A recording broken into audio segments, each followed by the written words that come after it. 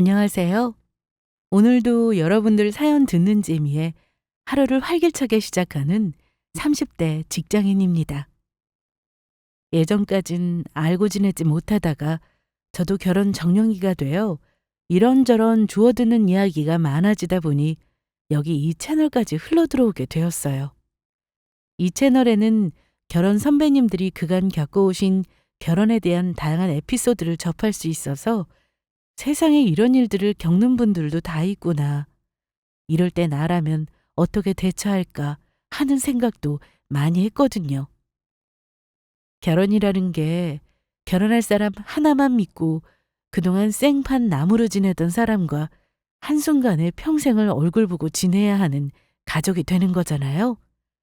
그러다 보니 생각지도 못한 문제로 부딪히게 되는 경우가 참 많은 것 같아요. 제 경우도 역시 예외는 아니었어요. 흔히 어른들께서 그런 말씀 참 많이들 하시잖아요. 결혼은 서로 비슷한 사람들끼리 해야 탈이 없다고. 그건 집안 환경이나 경제적 사정, 학벌을 포함해서 상대방과 상대방 가족들이 어떤 사고방식을 가지고 살아온 사람인지를 모두 포함한 말이 아닐까 싶습니다. 제 경우에는 시어머니가 되실 수도 있었던 분의 남다른 사고방식 때문에 참 평생 겪지 않았을 일을 다 겪게 되었거든요. 그동안 자기한테 자기 부모님 이야기는 많이 못 들어본 것 같아. 아버님은 공기업 오래 근무하셨다는 얘기는 들었었는데, 어머님은 가정주부라고 하셨지?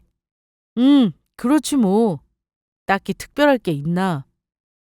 그래도 이제 인사드리러 갈 거고, 곧 양가 상견례도 할 텐데, 내가 기본적인 것들은 알고 있어야 돌발 상황이 생기더라도 마음의 준비를 하고 대처를 하지. 직장 동기가 주선한 소개팅으로 처음 만난 당시 남자친구, 즉 예비 신랑은 저와 비슷하게 대학에서 상경 계열을 전공하고 같은 업계에서 종사하는 직장인이었습니다. 다른 건 몰라도 학벌과 직업적 배경이라는 확실한 공통부모가 있었죠. 그래서 처음 만나서부터 서로 직장 생활에 대한 고충을 토로하다 보니 아주 급격하게 가까워졌습니다. 저는 일에 대한 욕심이 많은 편이에요. 그동안 소개팅을 했을 때에는 아주 당연하다는 듯이 결혼하면 부인이 일을 그만두고 내조에 전념해줬으면 좋겠다는 어이없는 소리를 하는 사람들도 꽤 있었습니다. 겨우 소개팅에서 처음 만나는 자리에서 저 혼자 김칫국을 마시고 멋대로 제 미래 계획을 세우는 사람들을 제법 만나왔던지라 저는 그저 미래의 애엄마이자 가정주부로 대하지 않고 동종업계의 동등한 동료로 대우하는 예비 신랑에게 처음부터 좋은 인상을 받았던 것 같습니다. 그렇게 연애를 시작한 지 1년이 지나자 자연스럽게 결혼 이야기가 나오게 되었습니다. 무엇보다도 결혼 후에도 지금 제가 하는 일을 적극적으로 지지해주겠다는 예비 신랑의 호언장담이 결혼을 결심하는 데 큰 역할을 했습니다. 그리하여 결혼을 위한 단계를 찬찬히 밟으려 드니 그간 저희 당사자에 대한 이야기는 질리도록 많이 나눴는데도 불구하고 서로의 가족에 대해서는 그다지 많은 이야기를 나누지 않았다는 사실이 새삼 마음에 걸렸습니다. 그동안이야 그리 중요하지 않은 이야기였다고 하지만 앞으로는 평생을 보고 살아야 할 가족이 되는 거잖아요. 일찍 결혼한 친구들로부터 시댁 식구들과의 불화 때문에 마음고생한 이야기를 제법 들어왔던 터라 저도 괜히 겁부터 집어먹게 되더라고요. 아버지는 뭐 평범하신 분이셔. 전에 얘기한 대로 공기업 취업하신 일에 쭉 지금까지 다녀오고 계셨고 내년에 퇴직하실 예정이야. 우리 집에 재산이 많은 편은 아니지만 평생 한 직장 꾸준하게 근속해 오셔서 부모님 두 분 노후 준비는 우리가 따로 신경 쓰지 않아도 되고. 그렇구나. 요새 같은 세상에 한 직장에서 평생 근무하기가 쉽지 않은데 아버님 정말 대단하시다. 형님은 벌써 결혼하셨다고 했지? 응. 형은 직장 잡고 얼마 안 있다 바로 결혼해서 벌써 결혼 10년 차야. 형수님이랑은 사내 연애하셨고 지금은 형도 이직하고 형수님도 조카 낳고는 그만두셨지만 이쪽도 가족들 생활하기도 바빠서 자주 만나거나 그러진 못할 거야. 형도 형수님도 모두 성격 무던하신 분이라서 네가 걱정할 만한 일은 없을 거고. 그렇구나. 그럼 어머님은? 제가 가장 궁금했던 예비 시어머니에 대해 운을 띄우자 예비 신랑이 잠시 멈칫하더군요. 예, 제가 사실 이렇게 대놓고 시댁 식구들에 대한 호구조사 자리를 마련한 이유가 바로 예비 시어머니 때문이었어요. 사실 결혼할 때 시어머니 자리를 가장 신경 쓰게 되잖아요. 며느리 된 입장에서 가장 어려운 자리이기도 하고요. 예전에도 예비 신랑에게 은근슬쩍 예비 시어머니에 대해 물어본 적이 여러 번이었는데 그럴 때마다 항상 예비 신랑이 은근히 화제를 돌리고는 했던 것이 마음에 걸리던 차였습니다. 이제 더는 미룰 수 없으니 저도 알 건 알아야겠다고 생각했어요. 제가 좀처럼 물러설 기미를 보이지 않자 예비 신랑도 별 수 없다고 생각했는지 조심스럽게 운을 떼었습니다. 우리 어머니는 다른 건 그렇게 특별히 신경 쓸 만한 게 없는데 물건을 좀 따지셔. 물건? 왜 있잖아. 누군가를 대할 때 어떻게 갖춰 입었고 어떤 물건을 쓰고 이런 거. 우리 엄마가 좀 겉으로 보이는 부분에 치중을 많이 하시는 분이시거든. 쇼핑하는 것도 좋아하시고 신상이나 이런 것도 관심 많으신 편이어서 이것저것 잡지책 같은 것도 많이 보시고. 한마디로 겉보기에 그럴싸한 사람이랑 그렇지 못한 사람 대접이 다른 편인 모양이구만. 속으로 생각하고 있는데 제 눈치를 슬쩍 본 예비 신랑이 다급히 저를 안심시키려는 듯 말을 덧붙였습니다. 그런데 자기가 신경 쓸 만한 일이 있거나 그렇지는 않을 거야. 자기야 항상 깔끔하게 잘 갖춰 입는 편인데 자기 같은 사람을 트집 잡을 만한 일이 뭐가 있겠어. 안 그래? 예비 신랑이 저렇게 일부러 밑밥을 깔 정도면 정도가 심해서 그런 건 아닐까 싶긴 했지만 일단 만나보지도 않고 평가할 부분은 아니라고 생각해 일단은 그러고 넘어갔습니다. 그렇게 바쁜 직장 생활에 쫓겨 대수롭지 않게 예비 신랑이 했던 말을 넘기고 먼저 저희 집에 예비 신랑이 먼저 인사를 왔어요. 어서 와요. 우리 애가 그간 일 욕심이 너무 많아서 결혼 생각이 없어 걱정이었는데 마침 이렇게 우리 애를 잘 이해해 줄 수 있는 같은 업계 사람을 만난다고 하니 내가 엄마로서 너무 마음이 반갑네. 그동안 우리 애 힘들 때 옆에서 많이 도와준 걸로 알고 있는데 그것도 너무 고맙고. 과찬이십니다, 어머니. 제가 신영 씨한테 도움을 더 많이 받았어요. 젊은 사람이 싹싹하고 예의 바른 것도 너무 보기 좋구만. 앞으로 우리 신영이랑 같이 밥 먹으러 자주 놀러 와요. 저를 키우실 때 항상 제 의사를 최우선으로 존중해 주신 부모님답게 제가 결혼 의사를 밝히자 이번에도 역시 저희 부모님께서는 저를 믿어주셨습니다. 처음 보는 딸의 남자친구도 아주 살갑게 반겨주셨어요. 저 역시 저희 부모님과 훈훈한 분위기를 연출하고 있는 예비 신랑의 모습이 제법 흡족했습니다. 결혼까지 가기 위한 여러 개의 고비 중 하나를 아주 훌륭하게 넘었다는 생각에 안도감마저 들었습니다. 자기 부모님들 참 좋으신 분들 같아. 내가 긴장한 걸 눈치채셨는지 오히려 내 긴장을 풀어주시려고 더 신경 써주시는 게 눈에 보이더라고. 처갓집 처음 온다고 나도 모르게 긴장이 되긴 됐었던 모양이야. 그러게 내가 걱정할 거 없다고 그랬잖아. 진짜 걱정해야 할 건 나지. 이제 내 차례네. 자기 부모님이 나 맘에 안 든다고 결혼 반대하시면 어떡해? 아유, 무슨 소리라는 거야. 우리 부모님은 나 얼른 장가보내 치우는 게 소원인 분이셔. 그런 걱정일랑 할 필요도 없으니까 긴장할 거 없어. 예비 신랑이 제게 호언장담을 했으나 그거야 예비 신랑의 입장이고 시부모님 처음 뵙는 자리인데 제 입장에서 긴장을 하지 않으려야 그러지 않을 수가 없었죠. 그래서 선물로 준비한 과일 바구니도 백화점에서 가장 좋은 것으로 준비하고 그 김에 예비 시어머니께는 예비 신랑의 조언을 받아 작은 스카프도 하나 따로 더 준비했습니다. 그렇게 드디어 예비 신랑의 본가로 인사드리는 날이 다가왔습니다. 어서 와요. 오느라 고생했어요. 예비 시아버지께서는 인상이 아주 서글서글하신 호남이셨습니다. 문 앞에서부터 환한 미소로 처음 보는 저를 반겨주시는 통에 그간의 긴장이 무색할 정도였습니다. 그 뒤에 서 계신 예비 시어머니께도 저는 한껏 웃는 낯으로 첫인사를 드렸습니다. 안녕하세요. 처음 뵙겠습니다, 어머님. 초대해 주셔서 감사합니다. 그래요? 어서 와요.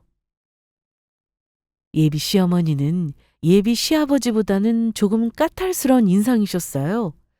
찬찬히 제 머리부터 발끝까지 훑어보시는 시선이 느껴졌죠. 이를 눈치챈 예비 시아버지와 예비 신랑이 얼른 저를 집 안으로 들였습니다. 이 사람이 손님 오셨으면 어서 안으로 들이지 않고. 어서 들어와요. 이 사람이 아가씨 준다고 오늘 마시는 거 많이 준비했어.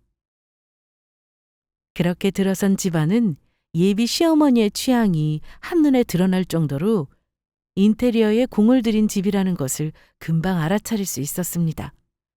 가구나 벽에 걸린 그림에서부터 작은 장식품들까지 모두 흔치 않은 디자인에 고심해서 고른 것이라는 걸 이런 분야의 문외한인 저조차도 눈치챌 수 있을 정도였습니다. 어머님, 집이 너무 예뻐요. 이걸 손수 다 하신 거예요? 그러자 지금까지 새침하던 예비 시어머니가 눈을 반짝이며 말했습니다. 어머나, 이걸 다 알아보네. 아가씨가 아주 센스가 없는 건 아니구나. 내가 이걸 해외에 석 달이나 기다려서 어허이 사람 세워놓고 이 사람이 또 잡다한 얘기는 다들 앉고 나서 하도록 하고 먼저 식사부터 합시다. 예비 시아버지에 의해 말이 끊긴 예비 시어머니 얼굴이 다시 새침한 낯으로 돌아왔습니다. 평소에도 이런 일이 자주 있었던 모양이었어요. 그럴 때마다 저렇게 예비 시어머니는 감정을 감출 생각도 못하고 신나게 썰을 풀고 그걸 옆에서 예비 시아버지가 말렸겠구나 생각하니 조금 철이 없어 보인다는 생각이 들면서도 뭐 그 정도는 좀 귀여우시다는 생각이 들기도 했습니다. 그러고 나서 예비 시부모님과의 식사 자리에서 뭔가 더 마음에 걸리거나 하는 일이 딱히 있지는 않았습니다. 서로 어느 정도 미리 상대방에 대한 이야기는 전달이 되어 있는 상태였고 암묵적으로 결혼에 대해서도 양가 모두 동의가 되어 있었으니까요. 그러나 그날의 식사 자리는 처음 만나는 사람들끼리 얼굴이나 익히는 자리였습니다. 예비 시아버지는 다정하게 제가 좋아한다는 반찬도 제 앞으로 밀어주시며 살뜰하게 저를 잘 챙겨주셨고 예비 시어머니도 아까 예비 시아버지에게 한 소리 들은 뒤로는 더 나서지 않고 의례적인 인사를 주고받으며 마지막까지 분위기도 나쁘지 않았습니다. 어떻게 오늘도 잘 끝난 것 같네? 고생했어. 자기 긴장한다고 밥도 제대로 못 먹었지? 아니야, 무슨 소리야. 아버님이 하도 잘 챙겨주셔서 배가 터질 것 같아. 어머니 음식 솜씨 정말 좋으시더라? 우리 엄마가 음식 솜씨는 괜찮은 편이시지. 아까 처음에 인테리어 칭찬받아서 기분이 좋으셨나 봐. 우리 엄마가 그런 물건 들여놓으시는 걸 워낙에 좋아하시거든. 아버지가 늘 잔소리 하시긴 하시는데 그래도 자제가 잘 안 되시나 봐. 은근히 제 눈치를 보며 늘어놓는 말이 내내 신경이 쓰였던 모양이었습니다. 아니, 그냥 한 말 아니고 정말로 안목이 좋으시던걸? 그런 것도 타고나는 거라서 돈만 많다고 그냥 비싼 것들만 늘어놓는다고 되는 게 아니거든. 정말로 좋은 물건에 관심이 많으시긴 하는가 봐. 아니, 꼭 그렇지는 않은데. 뭘 그렇게 눈치를 보고 그래? 나 진짜 칭찬으로 하는 말이야. 사실 자기가 전에 한 얘기 때문에 조금 신경 쓰이긴 했는데 솔직히 무슨 큰 문제가 있는 것도 아니고 본인 집 꾸미시는 거야 본인 취향대로 할 수도 있는 거지. 좋아하시는 거 보니까 좀 귀여워 보이시기도 하고 나는 좋던데? 제가 오히려 긴장을 풀어주겠다고 주절주절 늘어놓는 말에 그제야 예비 신랑이 긴장한 낯이 좀 풀어졌습니다.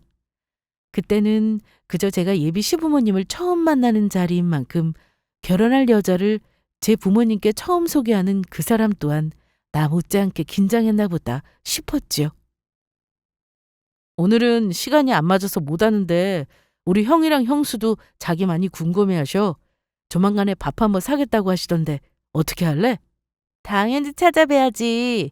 더 미룰 것도 없이 다음 주 주말에 시간 괜찮다고 하시면 바로 만나 뵙자. 나야 따로 형제도 없고 자기 형님이랑 형수님만 만나면 이제 중요하게 만나야 할 사람들 다 뵌 거잖아. 그치? 그렇지. 그럼 형이랑 약속 잡는다. 그렇게 예비 신랑이 형님 내외와의 만남까지 차례대로 순조롭게 진행되고 있었습니다.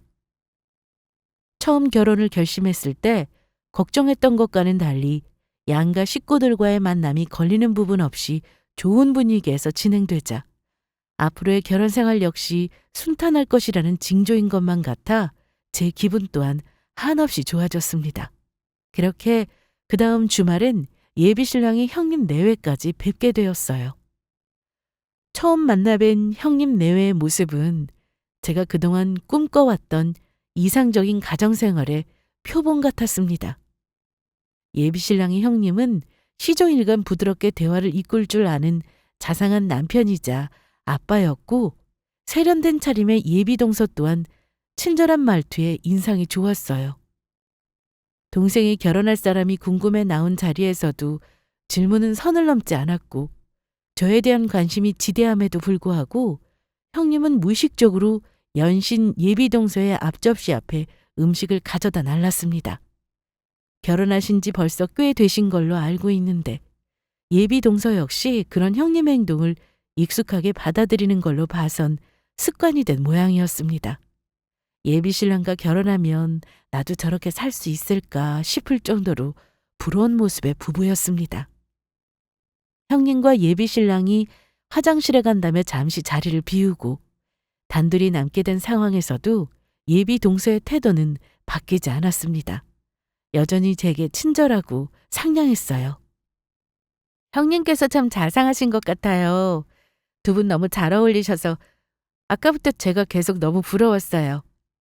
영재 씨도 결혼하면 저한테 저렇게 잘해주려나요? 저희 시아버님도 그렇고 저 사람도 그렇고 기본적으로 자상하신 분들이니까 도련님도 앞으로 잘하실 거예요. 부드럽게 웃으며 대답한 예비 동서의 낯빛이 순간 어두웠습니다. 그 잠깐의 순간에 직감적으로 이걸 놓치면 안 된다는 생각이 들었던 건 제 촉이었달까요?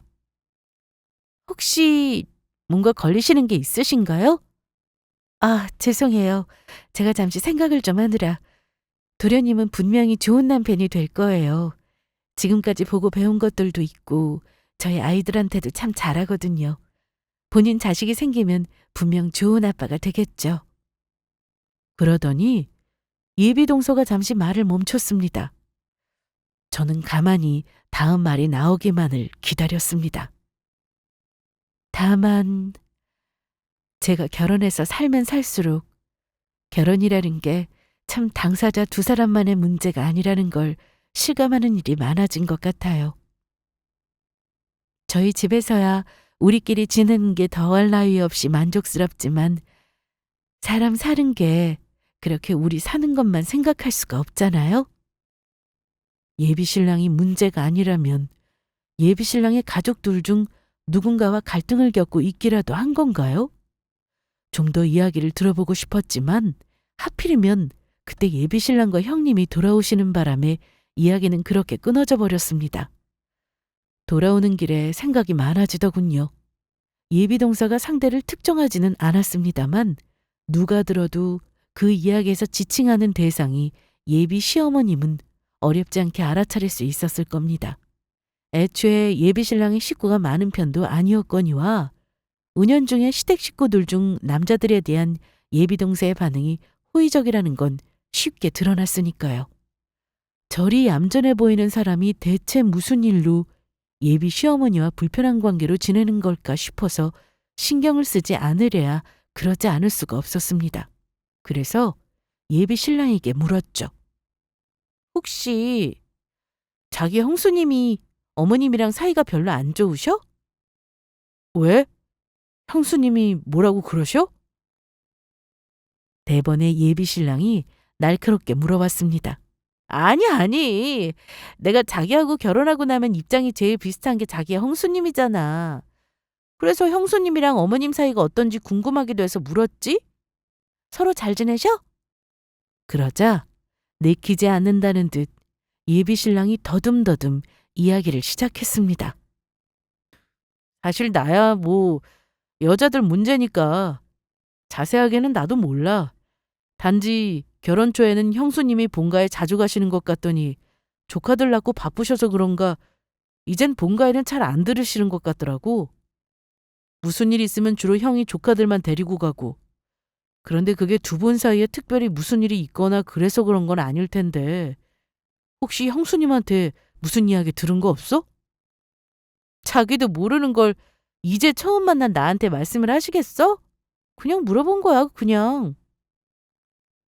그렇게 대답은 했지만 자주 뵙지도 않은 형수님이니 그 사정을 예비 남편이 다 알 수도 없을 뿐더러 안다 한들 왠지 저에게 있는 사실 그대로 얘기해 주지 않을 거라는 예감이 들었습니다. 그런데 이게 참 애매했어요.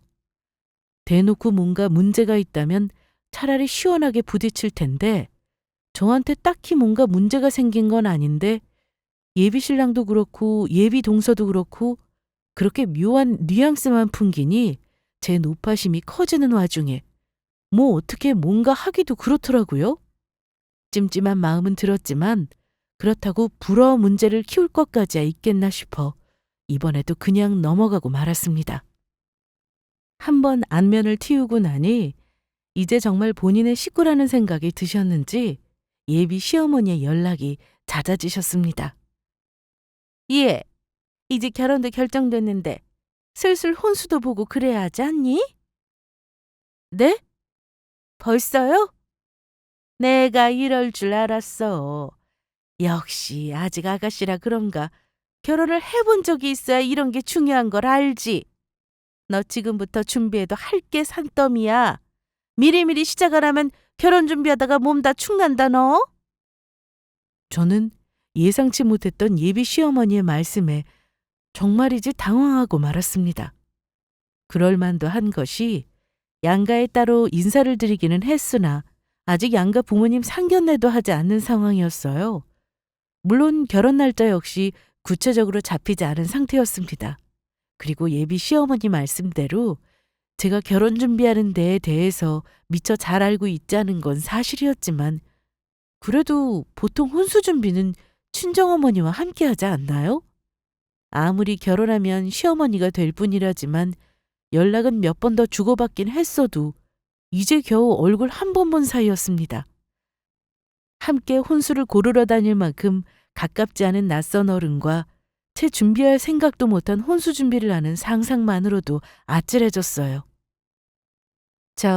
그래도 어머님, 아직 구체적으로 정해진 게 아무것도 없는데 혼수부터 준비하는 건 너무 이른 것 같아요. 아직 신혼집 규모도 모르고 필요한 것들은 영재 씨랑 상의도 먼저 해봐야 할 것 같고요. 그러지 마시고 조금만 더 진행되는 걸 지켜보고 함께 가시면 어떨까요? 예비 시어머니의 반응이 영 석연치 않았습니다만 제가 이렇게까지 말하는데 무작정 밀어붙이시기도 좀 그러셨는지 수긍하는 기색이셨습니다. 안도의 숨을 내쉬려는 찰나 예비 시어머니께서 또다시 훅 치고 들어오셨습니다. 그러면 그건 상황 되는 대로 다시 이야기하기로 하고 조만간 집안 여자들끼리 먼저 식사를 하자는 건 어떠니? 집안 여자들끼리라면 영재 씨 없이 말씀하시는 거죠? 아, 형님도 함께 나오시는 건가요? 앞으로 너희 결혼하면 나보다는 너희들이 살 날이 훨씬 기니 좀 자주 보고 친해지는 게 좋지 않겠어? 네 형님한테는 네가 먼저 전화해서 밥 한 끼 사드린다고 운을 좀 띄워봐.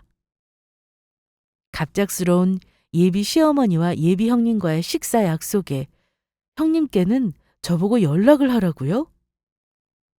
예상치 못하게 닥친 사태에 정신이 하나도 없었습니다. 하지만 예비 동서와 친해지는 게 좋지 않겠냐는 예비 시어머니의 말씀만큼은 틀린 것은 아니었기에 피하기도 그랬죠. 그렇게 얼결에 제가 직접 예비 시어머니와 예비 동서의 식사를 주선하는 모양새가 되고 말았습니다. 어머님이랑 식사요? 예비 동서도 갑자기 받게 된 제 연락에 무척 당황하신 눈치셨어요. 그러나 제가 거기서 뭘 어쩔 수 있겠습니까? 결국 예비 동서도 제가 한번 거쳐온 예비 시어머니의 제안을 거절하지 못하셨습니다. 그래, 앞으로 가족이 될 사이인데 진작 이런 자리를 만들어도 만들었어야 했어. 이렇게 여자들끼리 모이니까 얼마나 좋으니? 예비 시어머니는 무척이나 기분이 들떠 보이셨습니다. 집안에 죄다 시커먼 남자들 뿐이라 내가 그건 얼마나 갑갑했는지 몰라. 내가 무슨 말을 해도 이해도 못하고 결국 아무리 아들이라도 말 통하는 건 여자들끼리라니까. 그렇지 않니? 무슨 말이 통하는 건지는 저로서도 알 길이 없었으나 그저 예예 대답하는 동안 이게 무슨 일인가 싶었습니다. 큰애 너는 시어미가 그리 불러도 얼굴 한번 보기 힘들더니 그래도 새 식구 될 사람이라고 작은애가 부르니까 나오는구나. 오랜만이다 얘.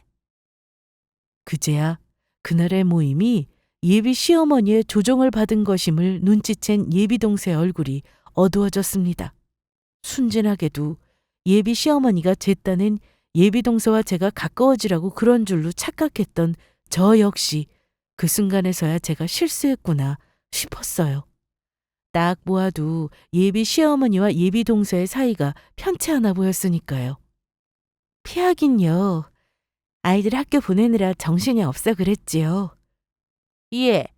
그래도 여자는 집에만 있다고 너무 푹 퍼져 있고 그러면 안 된다.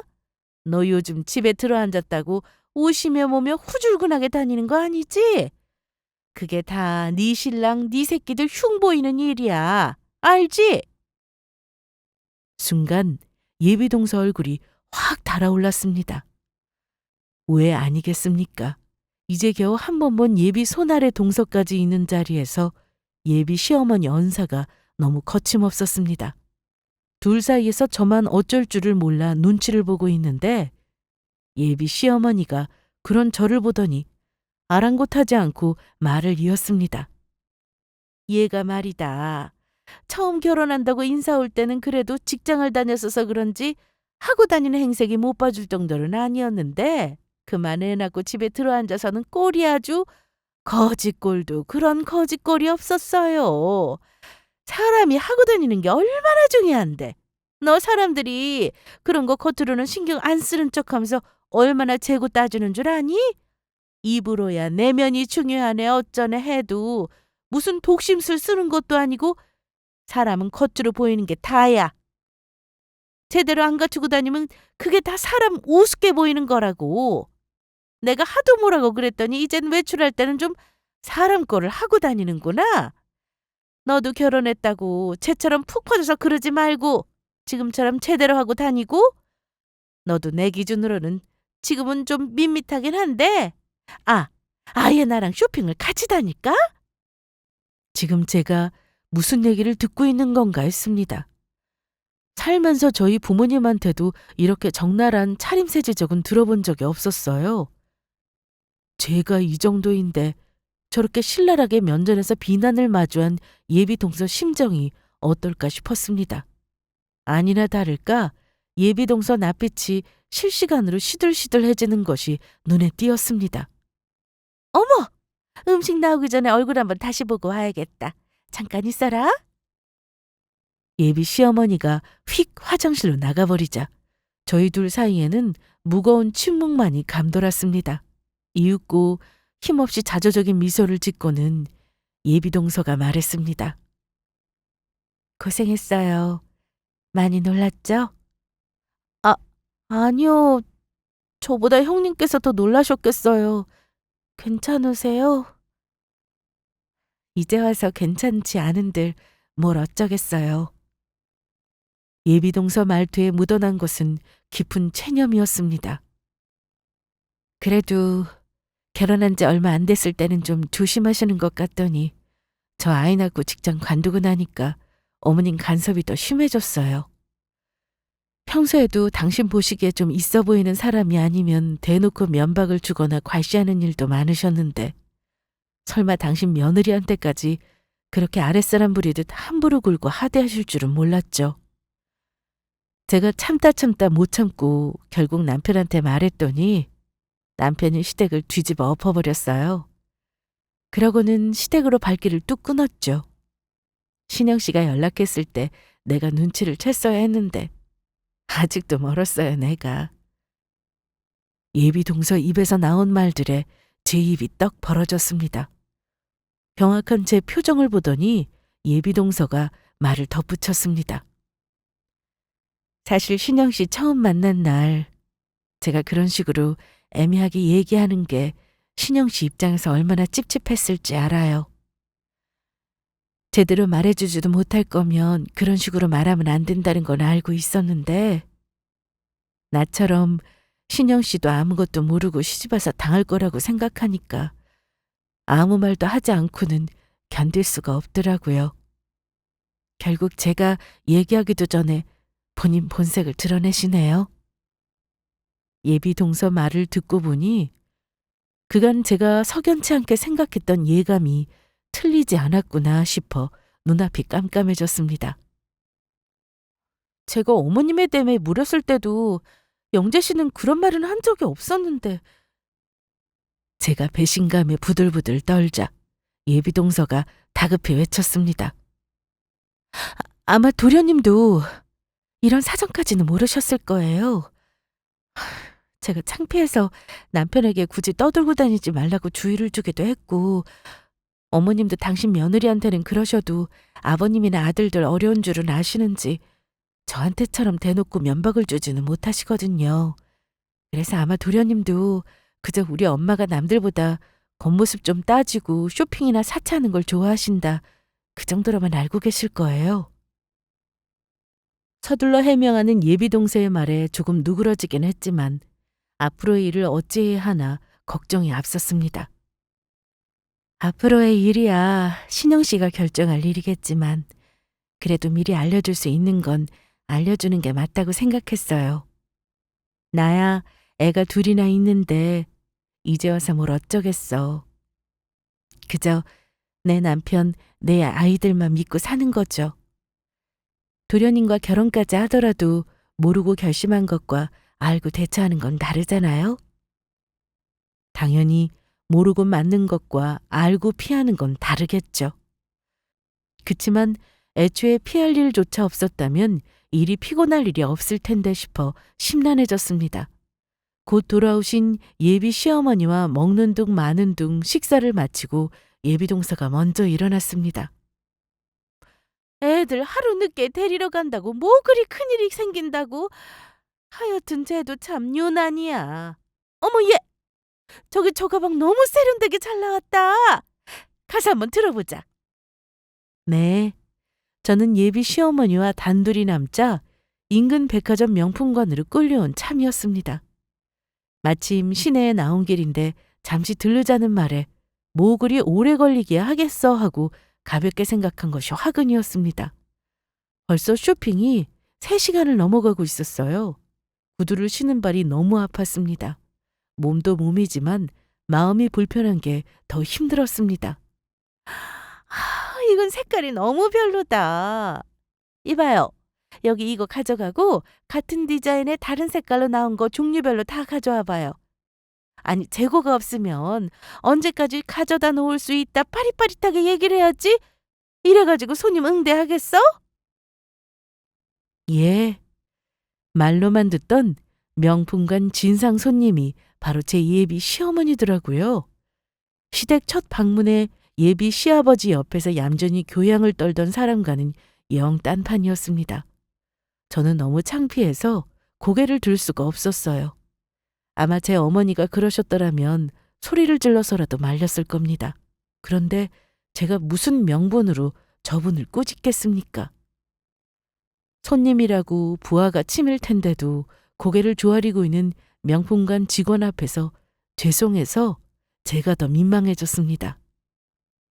자기, 지금 어디야? 나 오늘 고등학교 친구들이랑 술 약속 있다고 했잖아. 지금 당장 튀어와! 제 호통에 예비신랑이 혼비백산하고 집 앞으로 달려왔습니다. 저는 숨도 채 돌리지 못한 예비신랑에게 그날의 일들을 폭포수같이 쏟아냈습니다. 제 말이 계속되면 계속될수록 예비신랑의 얼굴도 사색이 되었습니다. 이윽고 저의 설명이 끝나고 제가 예비신랑에게 날카롭게 쏘아붙였습니다. 자기, 정말 어머님 이러신 걸 하나도 몰랐어? 몰랐지. 나 몰래 자기 그렇게 불러내실 줄도 몰랐고 더욱이 형수님이랑 그런 일이 있을 줄은 정말 몰랐어. 진짜야. 알면서도 나랑 결혼하려고 어물쩍 넘어간 거 아니야? 아니라니까 그러네. 어머니가 사치 부리는 걸 좋아하시는 거야 알았지만 그런 걸로 사람을 그렇게 함부로 대하시는 줄은 정말 몰랐어. 진짜야. 맹세해. 아직 기분이 다 풀리지는 않았으나 그때까지는 다른 사람의 문제로 그 사람과 끝낼 생각까지는 들지 않았으니 저도 참 미련했죠. 그래서 그 사람에게 단단히 다짐을 받아냈습니다. 자기 중간에서 잘해. 나 시부모님이라고 절대로 참고 살지 않을 거야. 나랑 끝내고 싶지 않으면 자기가 알아서 막아. 알았어. 앞으로 절대로 자기랑 엄마 둘만 만나도록 둘 일 없으니까 화 풀어 자기야. 응? 내가 진짜 지켜볼 거야. 그 후로는 정말로 시어머니께 따로 연락이 오는 일이 없기에 예비신랑 선에서 정리가 잘 된 건가 했습니다. 마침 저희 부모님 쪽에서 이젠 결혼을 구체적으로 진행하는 게 어떻겠냐며 상견례 날짜를 잡아보라 하신 터였습니다. 저는 예비신랑에게 말했습니다. 나도 나지만 혹여나 어머님 그렇게 행동하시는 거 우리 부모님이 아시면 내가 이 결혼 한다고 해도 우리 엄마 아빠가 나 장롱에 가둘지도 몰라. 어머님이랑 확실히 정리된 거 맞지? 그럼. 앞으로 절대 그런 일 없을 거래도? 그 말을 믿고 상견례를 진행하는 게 아니었는데 지금 와서 생각해보면 그저 순간의 눈가림이란 게 뻔히 보이는데 그땐 왜 그걸 몰랐는지 모르겠습니다. 그렇게 대망의 상견례 날이 다가왔습니다. 처음 분위기는 괜찮았습니다. 저희 아버지도 예비 시아버지도 점잖고 사교적인 분이셨고 저희 엄마도 다소 거침이 없는 성격이기는 하시지만 화통하신 분이라 처음 만나는 분과도 대화가 잘 통하는 편이었거든요. 다만 예비 시어머니 태도가 의기소침해 보이는 것이 마음에 걸렸으나 사고치지 않는 것만도 다행이라 여기고 있었어요. 그때였습니다.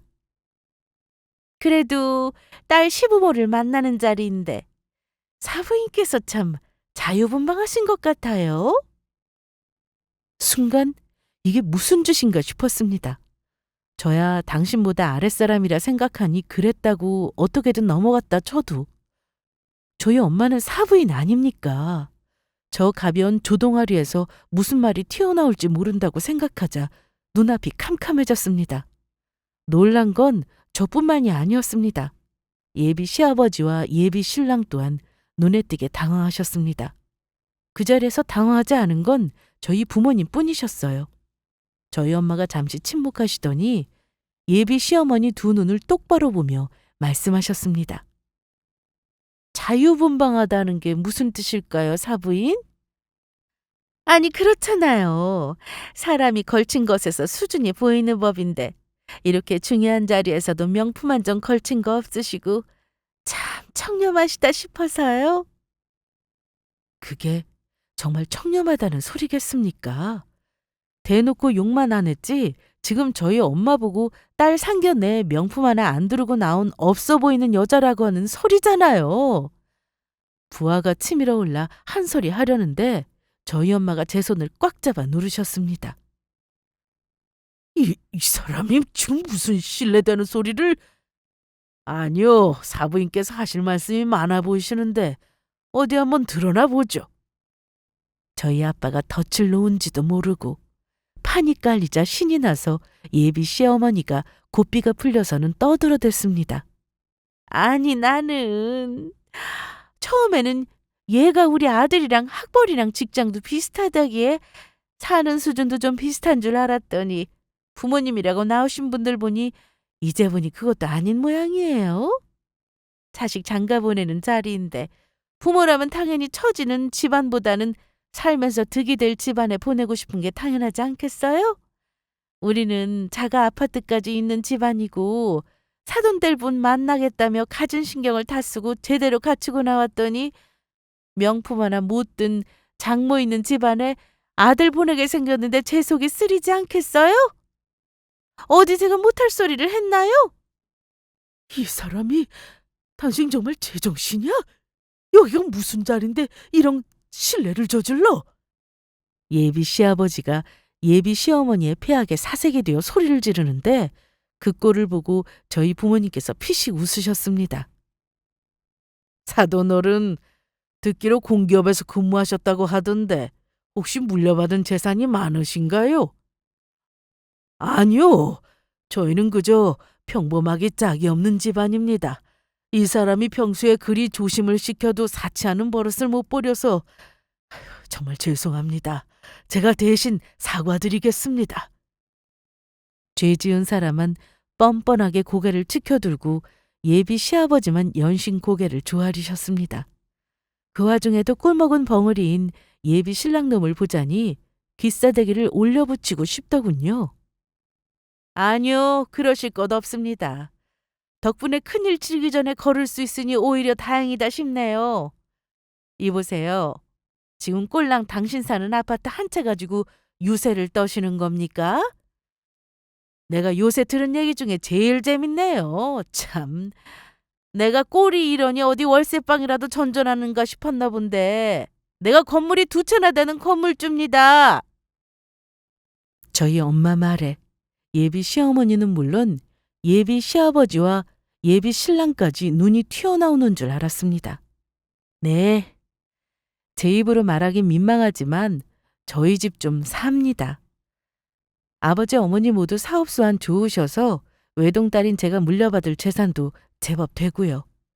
저희 부모님께서는 어려서부터 이렇게 돈 있는 티 내면 앞에서는 몰라도 뒤에서는 욕먹기 십상이라며 항상 검소하게 지낼 것을 강조하셨어요.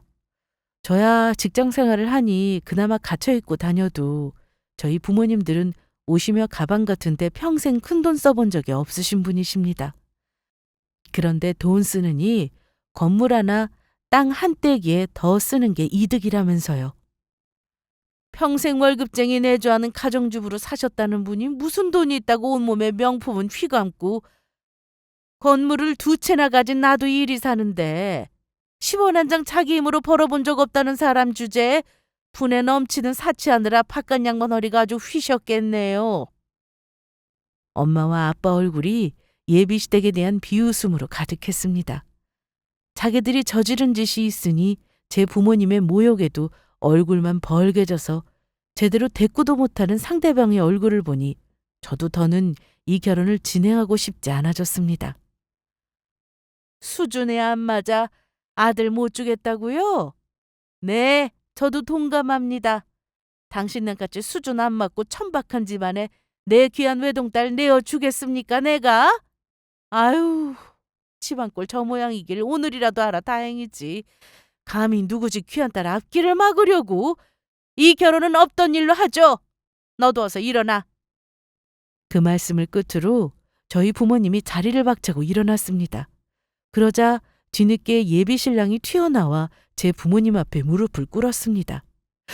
장인어른 장모님, 잘못했습니다. 저 신영이 없이 못 살아요. 제발 파혼만큼은. 말이 끝나기도 전에 제가 예비 신랑 놈 뺨을 철썩 날렸습니다. 나 없이도 못 산다는 놈이 아까 네 어미가 우리 엄마 모욕할 때는 멍청하게 한마디도 안 하고 앉았더라? 이 덜 떨어진 놈아? 너 같은 걸 믿고 내가 내 인생 시궁창에 처박을 뻔한 걸 생각하면 네 놈한테 오만정 다 떨어졌으니까 이제 와서 구질구질하게 매달릴 생각하지 마. 우린 파혼이니까. 그렇게 저희 가족은 뒤도 돌아보지 않고 상견례 자리를 박차고 나왔습니다. 한 번 결정이 어려워 그렇지 결심한 것에 대해서는 뒤도 돌아보지 않은 저 역시 더는 이 집안에 터럭만큼도 미련이 없었습니다. 물론 그쪽에서는 부자 사돈을 놓쳤는데 미련이 만만이었겠지만요. 사돈, 제발 파혼 얘기는 물러주세요. 저 정말 저희 남편한테 쫓겨날지도 몰라요. 우리 자식들을 생각해서라도 제발 사돈. 건물 관리인과 경찰손에 질질 끌려가는 예비 시어머니를 인터폰으로 바라보며 그리도 무시하던 사람들보다 제 행색이 더 초라한지 알기나 할까 싶었습니다. 눈앞에 노다지를 두고도 제 방자하고 오만한 성정으로 그 복을 다 날려먹었으니 그 속이 얼마나 뒤집힐까를 생각하면 속이 다 시원하더군요. 후에 제게 미련을 못 버리고 계속해서 연락을 시도하던 예비 신랑으로부터 예비 시아버지와 예비 시어머니가 별거를 시작했다는 소식을 전해 듣게 되었습니다.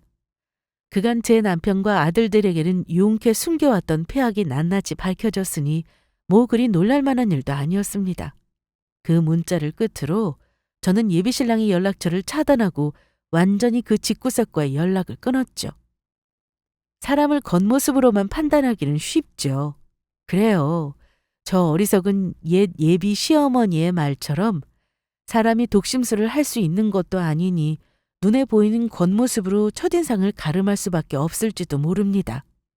하지만 사람은 눈에 보이는 것만이 전부가 아니라는 걸 젊은 저도 아는 당연한 진리를 그 나이 먹도록 깨우치지 못했으니 옛 예비 시어머니는 그간 제 미숙한 판단으로 많은 사람에게 상처를 준 업보를 치러야겠죠.